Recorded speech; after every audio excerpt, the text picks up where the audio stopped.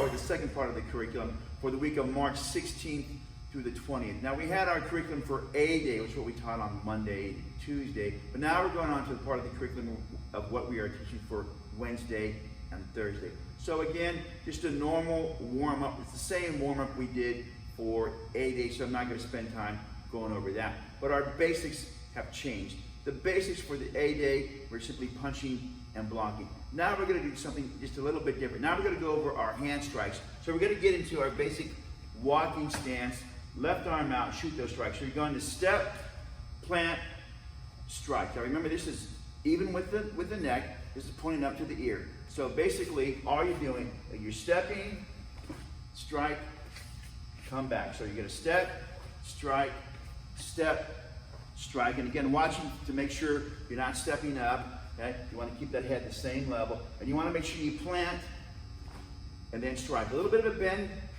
on the elbow, holding a pizza, not a cup of water, okay? Straight like that. So that's the first one, shoot the strike going forward. Then, rich hand going forward. So starting here, you're going to step, plant, rich hand kind of comes out to about 2 o'clock, and then across. Do not let your children do this, or do not practice this way. That is not a rich hand. You're going to have to step up, plant, come out to about 2 o'clock, straight across. Again, anywhere between neck and temple is fine. So you're stepping up, strike. Coming back, step up, strike. You want to do that 10 times up, 10 times back, just like the Shuto strike. From there, keeping with the theme of basic hand strikes. Walking stance, palm strike. This should aim this part of the bony part of the hand, the heel, right there to the neck. So if they're shooting up to their forehead, too high. Step, strike forward. Step, strike forward. Making sure that the hand should almost look like a little kitten paw or a dog paw. Make sure the thumb is here. So we've had Shuto strike, rich hand strike, palm strike. Now we want to go into elbow strikes. Walking stance, stepping forward, shoot straight up. Step, plant, straight up. Almost as if I'm holding the phone, elbow straight. You don't want it like this. You don't want it straight up back. I'm going to stop right here like I'm talking to someone on the phone, holding my phone here. So those are our strikes that we're doing. Basically, 1 elbow strike and 3 hand strikes. And then, let's move on to where we're doing our front kicks again. Here, just out. You don't want to kick too high. Now this time, we're going to go maybe to midsection. We went low section. This time, maybe to the chest. We'll do head kicks next week. This week, right there, boom. So that covers it for basics. Now that we're done with our basics, let's move on to the first drill for our lesson for today. It's really important, if you can, like we mentioned on the A Day, on Monday, Tuesday day, if you can build something like this with some kind of masking tape or painter's tape, because this is going to be crucial for your students to learn proper stance. So if you have this L, it's almost like an upside down reverse F. You're going to have 1 foot on this tape, 1 foot over here. Okay? Kind of like a box, 2 sides of a box. In fact, we'll call this the box stance drill. This stance right here is called shikodachi. If I were to have my toes this way, looking over here, this would be kibodachi. We don't want that. We want toes this way, toes this way, my body in the center. I'm slightly down, okay? Feet out. We use this in shodan. We use this stance all of the time. Seishin kan, constantly used. Let's start practicing right now. So on this drill, we have this hand out here like a Shuto strike or Shuto uke, Shuto block. I want one hand in the chamber. Here's what we're going to do. We're going to pivot this back foot so it's forcing my hip to turn. Okay? Here, notice the knot on my belt, how it turns. Boom, and then here comes our punch. So we pivot, punch. So together it's going to look like this. Okay? Make sure they get that plenty of pivot. Make sure they get that hip rotation, and make sure they're only punching to the solar plexus. So that's our first drill. 10 of these each side. And make sure that the hand starting in the Shuto position is coming back to the chamber. Don't let it float back. It should come back just as hard and fast as my hand going out. That's drill number 1. Now, here's drill number 2 for the day.